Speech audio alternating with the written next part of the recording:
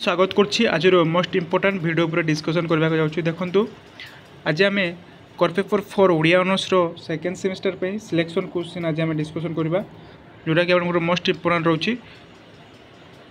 तो एटा आप देखि पारथबे स्क्रीन रे। देखंतु जदि चैनल को न आछो ताले चैनल को एभे सब्सक्राइब कर जानतु जाफर के प्रत्येक दिन आज आम सिलेक्शन क्वेश्चन आज आम रिवीजन करबा हैला। तो चलतु वीडियो को फटाफट स्टार्ट करबा और वीडियो को गोटे लाइक करंतु गोटे लाइक करंतु और चैनल को न आसता चैनल को एभे सब्सक्राइब कर जानतु। तो चलतु स्टार्ट करबा। तो ये देखंतु अलोटा चौतीसा केउ नियम रे परिचित अलोटा चौतीसा केउ नियम रे रचित एटा आपनकर क्ष ठारू क पर्यंत अलोटा चौतीसा नियम रचित है। नेक्स्ट प्रश्न चौतीसा केते भाग विभक्त चौतीसा आपनकर 5 भाग विभक्त है 5 भाग विभक्त। नेक्स्ट प्रश्न आर्तत्राण चौतीसा कहार रचना यहाँ कवि सूर्य बलदेव रतकर। देखो जोटा मुझे माने हाइलाइटर देती आपको सहीटा इम्पोर्टाट देवे और आइदर जहाँ भी अच्छे मन रखु कहीं क्वेश्चन आसीपे जे कौन सी क्वेश्चन आपको आसीपे है यार पीडीएफ मुझे छाड़देवी आप पढ़ी पारे। तो मुझे जहाँ टिक करी से इम्पोर्टाट मुझे क्वेश्चन आपको डिस्कसन करी आपण मैंने पढ़ी पारे पढ़ी ने सब जाक क्वेश्चन को है। नेक्स्ट क्वेश्चन 16 नंबर केउ वर्ण ठारू केउ वर्ण पर्यंत अक्षर रीति को चौतीसा कहुए क वर्ण क ठारू क्ष वर्ण पर्यंत। 17 नंबर चौपदी केते भाग विभक्त आपंकर 2 भाग विभक्त है 2 भाग विभक्त। कमल लोचन चौतीसार रचयिता किए कमल लोचन चौतीसा हूँ बलराम दास। किशोर चंद्रानंद चंपूर केतोटी गीतिका अवतरण करा एटा 34 गीतिका अवतरण करा। हरि रचित चंपूर रचयिता किए हरि रचित चंपूर रचयिता होती कविचंद्र राय दिवाकर मिश्र है कविचंद्र राय दिवाकर मिश्र। अवना रस तरंगर रचयिता किए उपेंद्र भंज। नेक्स्ट जीवा नेक्स्ट क्वेश्चन संस्कृत रे चतुष्पदी को ओडिया रे कौन कहुए मोस्ट इम्पोर्टाट जोड़ा ओडिया रे कहुए चौपदी बोली कहुए। कलशा चौतीसार रचयिता किए यहाँ आपंकर बर्षा दास कलशा चौतीसार रचयिता हूँ बर्षा दास है। नेक्स्ट प्रश्न कमल लोचन चौतीसार रचयिता किए कमल लोचन चौतीसार रचयिता हूँ बलराम दास है। तो यहाँ मैंने पढ़ी ने पढ़ी टी मन रखी देते मुझे जहाँ इम्पोर्टाट ताहा मुझे कहीदे। नेक्स्ट जीवा हाँ 1 मार्क देखूँ 1 मार्क माने ओटी वार्ड लिख। तो ये देखूँ चंद्रपाणी पट्टनायक चंपूर नाम कौन चंद्रपाणी पट्टनायक चंपूर नाम हो चंपू नाम तो गुंडीचा चंपू। लक्ष्मीकांत महापात्र चंपूर नाम लक्ष्मीकांत महापात्र चंपूर नाम हूँ कटक और चटक चंद्र हास चंपू है। चंपू शब्दर व्युत्पत्ति अर्थ कौन चंपू शब्दर व्युत्पत्ति अर्थ कौन चंपू शब्दर व्युत्पत्ति अर्थ है चोपी धातुरे है चोपी धातुरे उ प्रत्यय लगाई चंपत्ति इति चंपू बोली कहुए है मन रखु यार उत्पत्ति कौन आप मन रखु। नेक्स्ट चलो नेक्स्ट देख ओडिया साहित्यर प्रथम चंपू किए ओडिया साहित्यर प्रथम चंपू किए। तो भंजीय चंपू बा चौपदी भूषण को ओडिया साहित्यर प्रथम चंपू बोली अभिहित करा है भंजीय चंपू। सचिंद्र नारायण एटा देखो नेक्स्ट ओडिया चंपूरे क्यों विषय वर्णित होती ओडिया चंपूरे विशेषकर राधाकृष्ण प्रणय लीला धर्मी संभोग श्रृंगार रसर परिचर्या करा है। नेक्स्ट चौपदी क्या कहुए चौपदी क्या कहुए प्राचीन ओडिया गीतिकाव्यर अन्यतम जनप्रिय संगीत धर्मी गीतिका हूँ चौपदी। चौपदी 4 गोटी पाद विशिष्ट रचना ताहाकु चतुष्पदी बोली कहती यह संगीताश्रयी। जगन्नाथ दासकर चौपदीर नाम कौन देखो 2 मार्क आपण ये क्वेश्चन आसे। तो जगन्नाथ दास को रचित 16टी गीति विशिष्ट रचना हूँ षोल चौपदी। यह गानधर्मी ओडिशार लोकजीवन यह गभीर प्रभाव सृष्टि करता है। नेक्स्ट प्रश्न चौपदी केते प्रकार एवं कौन कौन चौपदी 2 प्रकार जोटा कि कृष्णलीलात्मक चौपदी एवं लौकिक चौपदी। ହିନ୍ଦୀ ଭାଷାରେ ଚୌପଦୀ କେଉଁ ନାମରେ ନାମିତ? ବଙ୍ଗୀୟ ସାହିତ୍ୟରେ ଏହାକୁ କ'ଣ କୁହାଯାଏ? ହିନ୍ଦୀ ଭାଷାରେ ଚୌପଦୀ ଚୌପାଇ ବା ଚୌପୟା ଗୀତ ନାମରେ ଏହା ନାମିତ ହେଲା ହିନ୍ଦୀ ଭାଷାରେ। ତ ବଙ୍ଗୀୟ ପଦାବଳୀ ସାହିତ୍ୟରେ ପ୍ରଚଳିତ ଚୌପଦୀ ମଧ୍ୟ ଏକ ପାଦ ବା ଚରଣରେ 4 ସ୍ତମ୍ଭକ ଥିବା ଗୀତିକା ରଚନା କରାଯାଇଥାଏ ହେଲା। ନେକ୍ସଟ ଯିବା ଏଇଠି ନେକ୍ସଟ ଦେଖନ୍ତୁ ୟାର PDF ମୁଁ ଛାଡ଼ିଦେବି, ପଢ଼ି ନେବେ, ସବୁ ଟିକେ ଟିକେ ପଢ଼ି ନେଲେ ଜାଣିପାରିବେ। ତ ଚୌପଦୀରେ ଗାନ କାହାକୁ କୁହାଯାଏ? ଚୌପଦୀର ଗାନ କାହାକୁ କୁହାଯାଏ? ନାୟକ ନାୟିକା ଉଭୟ ପୃଥକ ଭାବରେ ଅବସ୍ଥାନ କରୁଥିଲେ ମଧ୍ୟ ମାନ ସଂଜାତ ହୋଇପାରେ। ଉଭୟ ଏକତ୍ର ଅବସ୍ଥାନ କାଳରେ ଅନୁରକ୍ତ ନାୟକ ନାୟିକାଙ୍କ ମଧ୍ୟରେ ଦର୍ଶନ ଆଲିଙ୍ଗନ ନିରୋଧକ ଅବସ୍ଥାକୁ ମାନ କୁହାଯାଏ ହେଲା। ପ୍ରଭାସ କହିଲେ କ'ଣ ବୁଝ? ଏହା କାହାର ଚୌପଦୀ? ଆଚ୍ଛା, ତ କାର୍ଯ୍ୟ ଉପଲକ୍ଷେ କୃଷ୍ଣ ଅନ୍ୟତ୍ର ଗମନ ଯୋଗୁଁ ରାଧାଙ୍କ ହୃଦୟରେ ଯେଉଁ ବିରହ ଭାବନା ସଂଜାତ ତାହା ପ୍ରଭାସ ଜନିତ କ୍ଲେଶ ଭାବରେ ଗ୍ରହଣ କରାଯାଏ। ଶ୍ରୀକୃଷ୍ଣଙ୍କର ମଥୁରା ଯାତ୍ରା ଯୋଗୁଁ ତାହାଙ୍କ ଆଦର୍ଶରେ ଗୋପୀମାନଙ୍କ ଖେଦାକ୍ତି ଏହି ସମ୍ବଳିତ ଚୌପଦୀ। ଚଉତିଶା କାହାକୁ କୁହନ୍ତି? ମଧ୍ୟଯୁଗ ଓଡ଼ିଆ ସାହିତ୍ୟରେ ଚଉତିଶା ଏକ ଜନପ୍ରିୟ ରଚନା। ଏହା ପ୍ରାଚୀନ କାଳରୁ ଆରମ୍ଭ ହୋଇ ବର୍ତ୍ତମାନ ପର୍ଯ୍ୟନ୍ତ ଏହି ରୀତି ଅନୁସୃତ। ଏହା 34ଟି ପଦ ବିଶିଷ୍ଟ। କ ଠାରୁ କ୍ଷ ପର୍ଯ୍ୟନ୍ତ ବର୍ଣ୍ଣମାଳା ନିୟମରେ ଏହା ରଚିତ, ତାହାକୁ ଆମେ ଚଉତିଶା କୁହାଯାଏ। ଚଉତିଶା କେତେ ପ୍ରକାର ଓ କ'ଣ କ'ଣ? ଦେଖନ୍ତୁ ଆମେ ସର୍ଟ କୋଶ୍ଚିନ୍ରେ ପଢ଼ୁଥିଲୁ ଚଉତିଶା କେତେ ପ୍ରକାର? 5 ପ୍ରକାର। ଦେଖନ୍ତୁ ଏଇଟା ଆପଣଙ୍କର ସେଇଟା ଚଉତିଶା 10 ପ୍ରକାର, ସେଗୁଡ଼ିକ ମାନେ 5 ପ୍ରକାର ଥିବ। ଦେଖନ୍ତୁ 5 ପ୍ରକାର କ'ଣ କ'ଣ? ସମ୍ବୋଧନାତ୍ମକ ଚଉତିଶା, ଦେବାଦେବୀଙ୍କର 1 ନମ୍ବର ସମ୍ବୋଧନାତ୍ମକ ଚଉତିଶା ହେଲା। ଦେବାଦେବୀଙ୍କ ନାମ ଅନୁସାରେ ଚଉତିଶା, ଅଲଙ୍କାର ନାମ ଅନୁସାରେ ଚଉତିଶା, ରାଗାନୁସାରୀ ଚଉତିଶା ଏବଂ ଏଇଟା ନାମାନୁସାରୀ ଚଉତିଶା, ବିଷୟଭିତ୍ତିକ ଚଉତିଶା, ଚରିତ୍ର ଭିତ୍ତିକ ଚଉତିଶା, ଘଟଣା ଭିତ୍ତିକ ଚଉତିଶା, ବ୍ୟଞ୍ଜନାତ୍ମକ ଚଉତିଶା ଏବଂ ଭାବାନୁସାରୀ ଚଉତିଶା। ଦେଖନ୍ତୁ ମୁଁ ଆପଣଙ୍କୁ ପଢ଼େଇଛି ଚଉତିଶା, ଆପଣ ଯାଇକି ଦେଖିଦେବେ କେତେ ପ୍ରକାର ଚଉତିଶା ହେଉଛି, ଆପଣମାନେ ସେ ଅନୁସାରେ ଲେଖିବେ ହେଲା। ତ ଦେଖନ୍ତୁ ଚଉତିଶାରେ କେତେ ଗୋଟି ପଦ ରହେ? ତ ଏଇଟା ଆପଣଙ୍କର ମୋଷ୍ଟ ଇମ୍ପୋର୍ଟାଣ୍ଟ। ଚଉତିଶାରେ 34 ଗୋଟି ପଦ ଥାଏ ହେଲା। ନେକ୍ସଟ ଯିବା। ଆଚ୍ଛା, ଚଉତିଶାର ବୈଶିଷ୍ଟ୍ୟ କ'ଣ? କ'ଣ ସବୁ ବୈଶିଷ୍ଟ୍ୟ? କ ଠାରୁ କ୍ଷ ପର୍ଯ୍ୟନ୍ତ ଚଉତିଶାର ଗୋଟି ବର୍ଣ୍ଣମାଳାରୁ କ୍ରମାନ୍ୱୟରେ ପଦର ଆଦ୍ୟର ବ୍ୟବହାର କରି ଏକ ସୀମିତ ପରିସରର ଭାବର ସ୍ପଷ୍ଟ ପ୍ରକାଶ କରିବା ହେଉଛି ଚଉତିଶାର ବୈଶିଷ୍ଟ୍ୟ ହେଲା। ଶରୀରଭେଦ ଚଉତିଶା କିଏ ରଚନା କରିଥିଲେ? ମୋଷ୍ଟ ଇମ୍ପୋର୍ଟାଣ୍ଟ ରାମଦାସ ଶରୀରଭେଦ ଚଉତିଶା ରଚନା କରିଥିଲେ, ରାମଦାସ। ଆଚ୍ଛା, ସନ୍ଦେଶ ଚଉତିଶାର କ'ଣ ବର୍ଣ୍ଣିତ ହୋଇଛି? ସନ୍ଦେଶ ଚଉତିଶାରେ କ'ଣ ବର୍ଣ୍ଣିତ ହୋଇଛି? ସନ୍ଦେଶ ଚଉତିଶାରେ ବିରହ ନାୟକର ପ୍ରିୟା ନିକଟକୁ ବିରହ ସନ୍ଦେଶ ପ୍ରେରଣା ବିଷୟ ବର୍ଣ୍ଣିତ ହେଲା। ମିଳନ ଚଉତିଶା କ'ଣ? ମିଳନ ଚଉତିଶା କ'ଣ?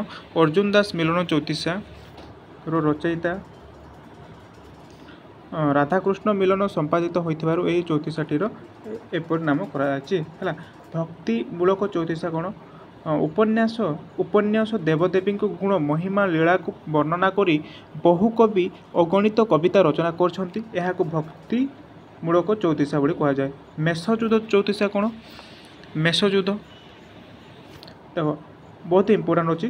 ଓଡ଼ିଆ ବର୍ଣ୍ଣମାଳାର ପ୍ରଥମ ବର୍ଣ୍ଣ କ ପରେ ଶେଷ ବର୍ଣ୍ଣ କ୍ଷ, ତାପରେ ଦ୍ୱିତୀୟ ବର୍ଣ୍ଣ ଖ ଓ ତାପରେ 33 ସଂଖ୍ୟକ ବର୍ଣ୍ଣ ହ, ଏହିପରି କ୍ରମରେ ପ୍ରତି ଚରଣରେ ଆଦ୍ୟରେ ବର୍ଣ୍ଣ ବିନ୍ୟାସ ରୀତି ଅନୁସରଣ କରି ଚଉତିଶା ରଚିତ ହେଲେ ତାହାକୁ ମେଷଯୁଧ ଚଉତିଶା କୁହାଯାଏ। ମାନେ ଦେଖ ଏଇଟା କହୁଛି ଯେ କ ପରେ ମାନେ ଆଉ ଗୋଟେ କ ପରେ କ୍ଷ ମାନେ ତା ଓଲଟାଟା ହେଲା। କ ପରେ ଆସିବ ଖ କ୍ଷ, ତାପରେ କ'ଣ ଆସିବ ଏହାପରି ଦ୍ୱିତୀୟ ବର୍ଣ୍ଣ ଖ ହେଲା, ତାପରେ 33 ସଂଖ୍ୟକ ବର୍ଣ୍ଣ ହ ହେଲା। ଏହିପରି କ୍ରମରେ ପ୍ରତି ଚରଣର ଆଦ୍ୟର ବର୍ଣ୍ଣ ବିନ୍ୟାସ ରୀତି ଅନୁସରଣ କରି ଚଉତିଶା ରଚିତ ହୋଇଥାଏ, ତାହାକୁ ମେଷଯୁଧ ଚଉତିଶା ବୋଲି କୁହାଯାଏ ହେଲା। ମାନେ ଅଲଟା କ ପରେ ଖ ଆସିବ, ଯେଉଁଟା ଅଲଟା ଯେଉଁଟା ଆମେ କହିବୁ। ଅଲଟା ଚଉତିଶା କାହାକୁ କୁହନ୍ତି? ଦେଖ କ୍ଷ ଠାରୁ କ ପର୍ଯ୍ୟନ୍ତ ବର୍ଣ୍ଣମାଳା ଶବ୍ଦକୁ ବିଲୋମ ବା ବିପରୀତ କ୍ଷେତ୍ରରେ ଚରଣର ଆଦ୍ୟରେ ବିନ୍ୟାସ କରି ମଧ୍ୟ ଚଉତିଶା ରଚିତ ହୋଇଥାଏ, ଏହାକୁ ଅଲଟା ଚଉତିଶା ବୋଲି କୁହାଯାଏ ହେଲା। ଅଲଟା ମାନେ ଯେଉଁ ଅଲଟା ଆମେ ଯେଉଁ ଉଚ୍ଚାରଣ କରୁ ମାନେ କ୍ଷ ଠାରୁ କ ପର୍ଯ୍ୟନ୍ତ ଯାହା ଶବ୍ଦ ବିଲୋମ ବା ରୀତିରେ କ୍ଷେତ୍ରରେ ପଣର ଆଦ୍ୟ ବିନ୍ୟାସ ଚଉତିଶା ରଚିତ ହୋଇଥାଏ ହେଲା, ତାହାକୁ ଆମେ ଅଲଟା ଚଉତିଶା ବୋଲି କହିଥାଉ। ନେକ୍ସଟ ଦେଖ ଭଜନର ଅର୍ଥ କ'ଣ? ଏହା କାହାକୁ ବୁଝାଏ? ଦେଖ ଭଜନର ଅର୍ଥ କ'ଣ? ଭଜନ ଶବ୍ଦଟିର ଏଇଟା ଆପଣଙ୍କ 2 ମାର୍କ ଆସେ। ଭଜନ ଶବ୍ଦଟିର ସାଧାରଣତଃ ଅର୍ଥ ଈଶ୍ୱରଙ୍କୁ ଭଜିବା। ଏହା ସଂସ୍କୃତ ଭଜ ଧାତୁରୁ ନିଷ୍ପନ୍ନ ହୋଇଛି। ଭଜ ଧାତୁର ଅର୍ଥ ହେଲା ପୂଜା ଅର୍ଚ୍ଚନା ଉପାସନା କରିବା। ଭଜ ଧାତୁରେ ଅନ୍ ପ୍ରତ୍ୟୟ ହୋଇ ଭଜନ ଶବ୍ଦ ହୋଇଛି। ଏହା ଦେବତାଙ୍କ ସ୍ତୁତିଗାନ ମହିମା କୀର୍ତ୍ତନ ବା ନାମ କୀର୍ତ୍ତନକୁ ବୁଝାଇଥାଏ। ତାହାକୁ ଆମେ ଭଜନ ବୋଲି କହିବା ହେଲା। ନେକ୍ସଟ ଶରୀର ଭେଦ ଭଜନ କ'ଣ? ଏଥିରେ କେଉଁ ରଚନା ସବୁ ରହିଛି? ଶରୀର ଭେଦ ତ ଓଡ଼ିଶାରେ ପଞ୍ଚସଖାଙ୍କ ରଚିତ କେତେକ ଭଜନ ପିଣ୍ଡ ବ୍ରହ୍ମାଣ୍ଡ ତତ୍ତ୍ୱମୂଳକ ବିଷୟ ବର୍ଣ୍ଣନା ଦେଖିବାକୁ ମିଳେ। ଏହି ଶରୀର ଭେଦ ଭଜନ ନାମରେ ପରିଚିତ ଏହି ରଚନା ମଧ୍ୟରେ ବାଇମନ ହେ ବସି ହଂସକୁ ଖେଳା ହଂସ ଉଡ଼ିଗଲେ ବୁଡ଼ିବ ଭେଳା ହେଲା। ଏହାକୁ ଆମେ କହିବା ଯେଉଁଟା ଶରୀର ଭେଦ। କେଉଁ କବିମାନେ ଜଣାଣ ରଚନା କରିଛନ୍ତି? କେଉଁ କବିମାନେ? ଶାଳବେଗ, ଦୀନକୃଷ୍ଣ ଦାସ, ରଘୁ ଅକରିତ ଅଚ୍ୟୁତାନନ୍ଦ, ଗୋବିନ୍ଦ ଭଞ୍ଜ, ଉପେନ୍ଦ୍ର ଭଞ୍ଜ, ଗଜପତି ପ୍ରତାପ ରୁଦ୍ର ଦେବ ସିଂହ, ଦିବ୍ୟସିଂହ ଦେବ, ମଦମାଳୀ ଦାସ, ତାପରେ ବାରକିଶୋର ଦେବ, କବି ସୂର୍ଯ୍ୟ ବଳଦେବ ରଥ, ଅଭିମନ୍ୟୁ ସାମନ୍ତ ସିଂହା, ରାମଚନ୍ଦ୍ର ଇତ୍ୟାଦି କବିମାନେ ହେଉଛନ୍ତି କିଏ? ଜଣାଣ ଉପରେ ମାନେ ରଚନା କରୁଛନ୍ତି। ତାଙ୍କର କ'ଣ ସବୁ ରଚନା ଅଛି ଆପଣମାନେ ମନେ ରଖନ୍ତୁ। ମୁଁ ଆପଣଙ୍କୁ ପଢ଼େଇଛି, ଭିଡ଼ିଓ ଦେଖିନାହାନ୍ତି ତାହେଲେ ଦେଖିଦିଅନ୍ତୁ। ଜଣାଣ କେଉଁ ଶବ୍ଦରୁ ଆସିଛି? ଦେଖ ମୋଷ୍ଟ ଇମ୍ପୋର୍ଟାଣ୍ଟ, ଜଣାଣ ଶବ୍ଦର ସମ୍ବନ୍ଧ ସଂସ୍କୃତ ଜ୍ଞାପନ ଶବ୍ଦ ସହିତ ସମ୍ବନ୍ଧିତ। ଏହାର ଅର୍ଥ ହେଉଛି ଦେବତା ବା ରାଜା ଆଦିଙ୍କ ନିକଟରେ ସ୍ତୁତିଗାନ କରିବା ହେଲା। ନେକ୍ସଟ କାହାର କେଉଁ ରଚନାରେ ଜଣାଣ ଶବ୍ଦ ଅର୍ଥ ଦତ୍ତ? ଆଚ୍ଛା, ଉପେନ୍ଦ୍ର ଭଞ୍ଜଙ୍କର ବୈଦେହୀଶ ବିଳାସର ବାର୍ତ୍ତା ଲେଖିଛି ଆଜ୍ଞାପତ୍ର ନହେ ଜଣାଣ ସେ ଦେଇଥିବା ପଦଟିରେ ଜଣାଣ ଶବ୍ଦଟି ପ୍ରଦତ୍ତ ଅର୍ଥ ଦତ୍ତକ ହେଲା। ଭଜନ ଓ ଜଣା ମଧ୍ୟରେ ପାର୍ଥକ୍ୟ କ'ଣ ରହିଛି? ଦେଖ ଭଜନ ଓ ଜଣାଣ ମଧ୍ୟରେ ପାର୍ଥକ୍ୟ ଦେଖିବା। ଭଜନରେ ଭଗବାନଙ୍କର ଗୁଣ କୀର୍ତ୍ତନ ମହିମା ଗାନ କରାଯିବା ବେଳେ ଜଣାଣର ଭକ୍ତର ଦୈବଦ୍ୟ ଲାଳସାମୟୀ ପ୍ରାର୍ଥନାମୟ ଉଦ୍ଦେଶ୍ୟରେ ପ୍ରକାଶିତ ହୋଇଥାଏ। ଜଣାଣର ଭାବ ଏକାନ୍ତ ବ୍ୟକ୍ତିଗତ ଦୁଃଖ ଓ ତାରୁଣ୍ୟରେ ଏହା ଅଧିକ ରସାଣିତ ହେଲା। ଏଇଟା ଆପଣଙ୍କର 2 ଜଣ ମାନେ ପାର୍ଥକ୍ୟ କ'ଣ? ଆଚ୍ଛା ଦେଖ ନେକ୍ସଟ ଜଣାଣ ଶବ୍ଦର ସଂକ୍ଷେପ ଲେଖ। ଏହା ଆପଣଙ୍କର 2 ମାର୍କ କ୍ୱେଶ୍ଚିନ୍ ଆସେ ହେଲା। ଅଚ୍ୟୁତ ଦାସଙ୍କର ଗୋଟିଏ ଭଜନର ଉଦାହରଣ ଦିଅ। ତ ଦେଖନ୍ତୁ ଏଇଟା ଲେଖିଦେବେ, ଚୌପଦୀ ବିଷୟରେ ସଂକ୍ଷେପ ଲେଖ। 2 ମାର୍କ ଆପଣଙ୍କୁ ଆସେ ହେଲା, ଏଇଟା ଲେଖିଦେବେ। ନେକ୍ସଟ ଆଚ୍ଛା ଏଇଟା ଦେଖ, ମଧ୍ୟଯୁଗୀୟ କାବ୍ୟର ଆଙ୍ଗିକ ବୈଚିତ୍ର୍ୟ ଉପାଦାନ କ'ଣ? ମୋଷ୍ଟ ଇମ୍ପୋର୍ଟାଣ୍ଟ ଏଇଟା କ୍ୱେଶ୍ଚିନ୍ ଆସେ। ମଧ୍ୟଯୁଗ କାବ୍ୟର ଆଙ୍ଗିକ ବୈଚିତ୍ର୍ୟ ପ୍ରଧାନ ଉପାଦାନ ହେଉଛି ବିଷୟ ଓ ଚରିତ୍ର, ଭାଷା, ଛନ୍ଦ ଓ ଆଲଙ୍କାରିକତା ହେଲା। ମଧ୍ୟଯୁଗ କାବ୍ୟର ବିଷୟବସ୍ତୁ କିପରି? ମଧ୍ୟଯୁଗ କାବ୍ୟର ବିଷୟବସ୍ତୁ 2 ପ୍ରକାର, କାଳ୍ପନିକ ଗୋଟେ ଆଉ ଗୋଟେ ପୌରାଣିକ କାବ୍ୟ ହେଲା। ମଧ୍ୟଯୁଗ କାବ୍ୟର ନାୟିକା କିପରି ହୋଇଥାନ୍ତି? ମଧ୍ୟଯୁଗ କାବ୍ୟର ନାୟିକା ପ୍ରଥମ ଶ୍ରେଣୀୟା ନାରୀ। ଏମାନେ ଉଚ୍ଚକୁଳ ସମ୍ଭୂତା, ରୂପଗୁଣରେ ଅସାମାନ୍ୟ, ମର୍ଯ୍ୟାଦା ଜ୍ଞାନ ସମ୍ପନ୍ନ। ସେମାନଙ୍କ ପ୍ରେମିକା ସୁନ୍ଦରୀ, ଚତୁରୀ, କାବ୍ୟ ନାୟିକାର ଚିର ଯୌବନ, କାବ୍ୟ ନାୟିକା ଓ ସଂଯମୀ ସ୍ଥିତି ପ୍ରଜ୍ଞା ହେଲା।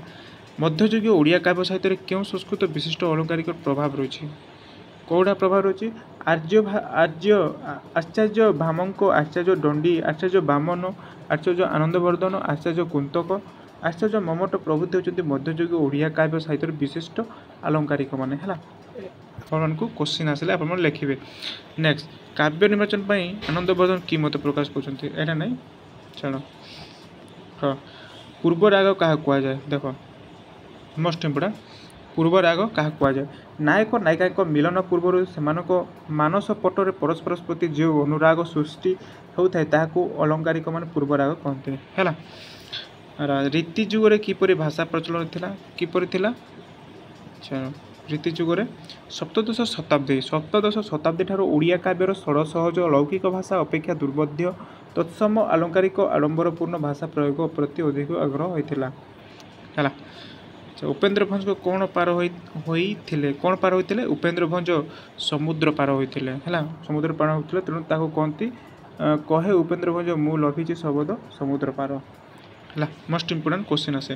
ଛନ୍ଦ କାହାକୁ କୁହାଯାଏ? ଦେଖ ଛନ୍ଦ ଆମେ ଟିକେ ବ୍ୟାକରଣକୁ ଆସିବା। ବ୍ୟାକରଣର ବହୁତ ଇମ୍ପୋର୍ଟାଣ୍ଟ କ୍ୱେଶ୍ଚିନ୍ ଆସେ ହେଲା। ବ୍ୟାକରଣ ଆପଣଙ୍କର ଅଛି ଯେଉଁଟା କର୍ପରରେ। ଛନ୍ଦ କ'ଣ? ଅକ୍ଷର ବା ମାତ୍ରାର ବିଶେଷ ନିୟମରେ ଆବଦ୍ଧ ହୋଇ ଗତିଶୀଳ ହେଲେ ସେହି ଶବ୍ଦ ସଂଯୋଜନା ରୀତିକୁ ଛନ୍ଦ ବୋଲି କୁହାଯାଏ ହେଲା। ଅର୍ଥାତ୍ ଶବ୍ଦ ପ୍ରଭାବ ଶାସନ ସଂଯମ ଶୃଙ୍ଖଳିତ ପଦ୍ଧତିକୁ ଛନ୍ଦ କହନ୍ତି ହେଲା। ଏଇଟା ମାନେ ଆଗରୁ ଜାଣିଛନ୍ତି। ନେକ୍ସଟ ଦେଖ एठी कोटि ब्रह्मांड सुंदरी केते छांद विशिष्ट क्वेश्चन मोस्ट इंपोर्टेंट रोची है वीडियो टिके रहा टिके धैर्य धरिक देखूँ वीडियो को लास्ट तक देखूँ तो चैनल को न आसला चैनल को सब्सक्राइब करूँ और वीडियो गोटे गोटे लाइक करूँ इंपोर्टेंट आम क्वेश्चन सिलेक्शन क्वेश्चन उपर डिस्कसन करने को जाऊँ स्कोर पेपर है कोटि ब्रह्मांड सुंदरी केते छंद विशिष्ट कोटि ब्रह्मांड सुंदरी 35 छंद विशिष्ट है 35 मध्ययुगीय संगीतर कवि के मध्ययुगीय संगीतर कवि होती उपेन्द्र भंज है। अच्छा वैदेश विलास काव्यटी केते छंद विशिष्ट वैदेश विलास काव्यटी 52 छंद विशिष्ट रीति साहित्यर वर्णना चातुरी को केते भाग विभक्त कर रीति साहित्यर वर्णना चातुरी को 3 भाग विभक्त कर सेगुड़ी व्यक्ति वर्णना वस्तु वर्णना एवं प्रकृति वर्णना। अच्छा रीति जुगर नायक किपर हेबा उचित संस्कृत आलंकारिक ग्रंथ निर्देश अनुसार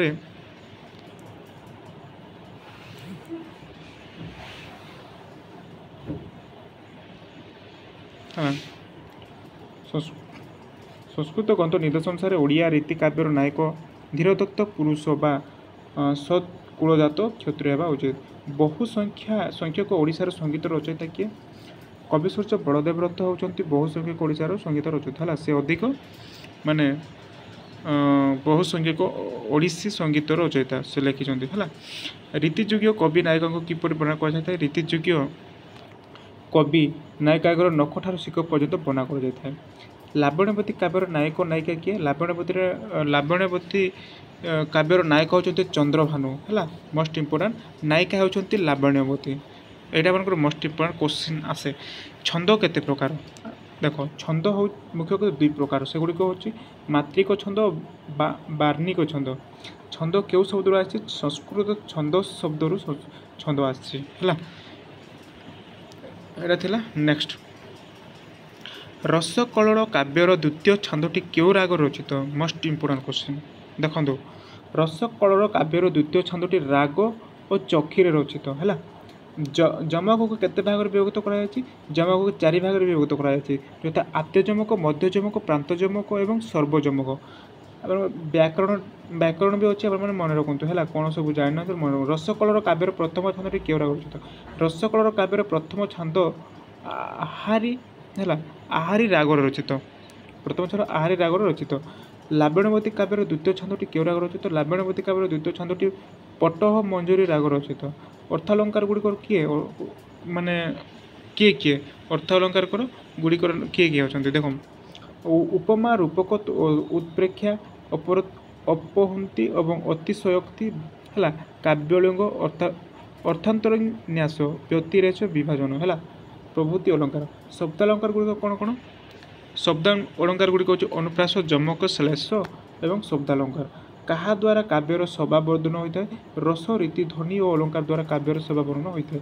अलंकार को केते भाग विभक्त कर अलंकार को 2 भाग विभक्त कर शब्दालंकार गोटे अर्थालंकार गोटे शब्दालंकार अर्थालंकार। अच्छा नेक्स्ट जा भंगा भंग श्लेष क्या कहुए देखो यहाँ लिखे तार उदाहरण देती रसकलर को गोटे उपमा अलंकार उदाहरण दियो आप देखु टिके तार उदाहरण सहित देखिए उपेन्द्र भंजकर तार उदाहरण है। रूपक अलंकार केते भाग विभक्त रूपक अलंकार आपंकर 3 भाग विभक्त जोटा परंपरा सांग रूपक निरंग रूपक अनुप्रास अलंकार केते भाग विभक्त अनुप्रास अलंकार 5 भाग विभक्त छेना छेना यहाँ आगुरी जानते छेना अनुप्रास मृत्यु अनुप्रास श्रुति अनुप्रास लाटा अनुप्रास और अत्यानुप्रास है आसे क्वेश्चन आसे।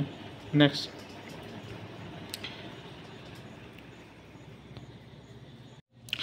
देखो साहित्य दर्पण प्रणेता पंडित विश्वनाथ कविराज रस संपर्क कौन कहते से कहते रसात्मक वाक्य काव्य अर्थात रसयुक्त काव्य हुई काव्य बोली कहते यहाँ मैंने मन रखु है किए कौन कहते अलंकार कौतुस्थ यहाँ देखो प्राचीन देव रस काव्यर आत्मा बोली किए कहते रस काव्यर आत्मा बोली कवि विश्वराज कहते है विश्वनाथ राज कहते श्रृंगार रस को किए मधुर रस बोली कहते श्रृंगार संस्कृत अलंकारिक आनंदवर्धन श्रृंगार रस को मधुर रस बोली कहते है जो आनंदवर्धन संभोग श्रृंगार क्या कहुए।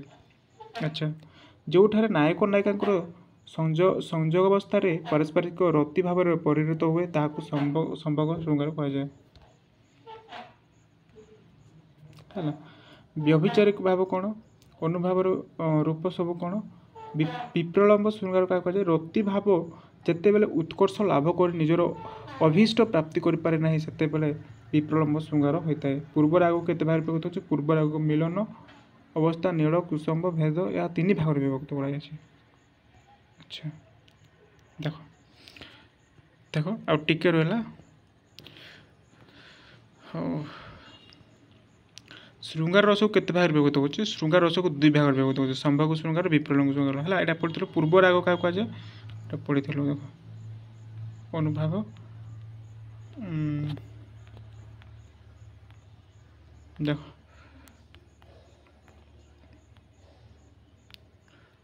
तो देखो एतिक थिला एटा आपनकर मोस्ट इम्पोर्टेंट विभाग क्या कहुए अलम्बिन विभाग क्या कहुए यहाँ आपको 2 मार्क आसे है आपको पढ़ी एटा आगु पढ़ी तो देखो यहाँ आपंकर मोस्ट इम्पोर्टेंट कर पेपर प्रत्येक यूनिट आपको सिलेक्शन क्वेश्चन आपको डिस्कसन करें प्रायतः आपको कभर हो जाए यूनिट मान कर पेपर 4 है सिलेक्शन क्वेश्चन यहाँ मन रखु। तो देखो माने नेक्स्ट आ गए वीडियो मुझे सिलेक्शन क्वेश्चन आनी 2 मार्क ये क्वेश्चन आनी है और आप कमेंट कर कहतु कौ मान टॉपिक यूनिट मुझे सिलेक्शन क्वेश्चन आनी। तो ये आशा कर वीडियो भल लगी। धन्यवाद।